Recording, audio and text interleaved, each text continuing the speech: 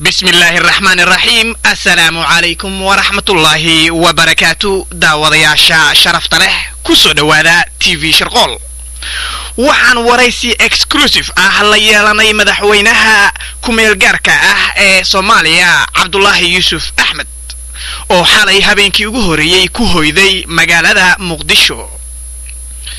Cornel Cabdullaahi, xalay adiga iyo geedi ma qiilad ayaad ku soo jeedeen mise dhinacba sariirtu waa qaban weyday si ay inahaga u guduudan yihiin.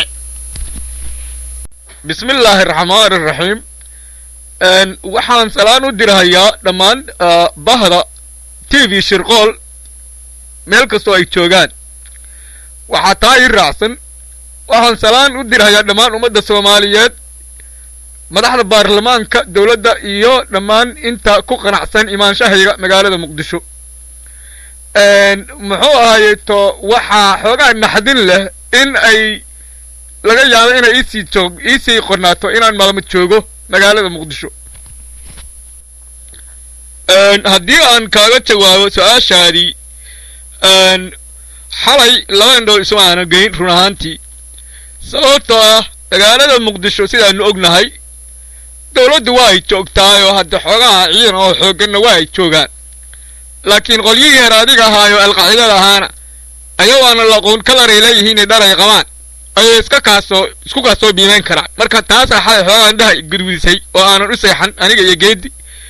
haddee inkastoo nalagu heeraarsan yahay oo nimankii dariska ahaa alla uu noo soo fududeeyey, waanu ku qanacsannahay joogidooda. hadde waana codsanay in ay dad kalena noo yimaadaan.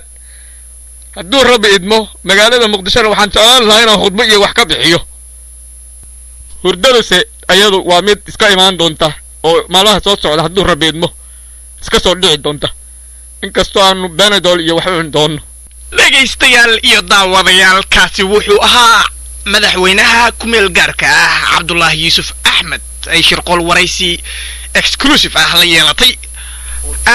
Benadol kaniiniga la yiraahdo oo madaxweynaha ku qatimay hadalkiisa wuxuu yahay waa kaniiniga hurdada, kaasoo uu madaxweynaha u baahan doono saan filayno jawaano soo ugu moodo sanadaha soo socda. waad mahadsantihiin iyo isbuuca soo socda. wabillahi tawfiiq. assalaamu calaykum waraxmatullaahi wabarakaatuh.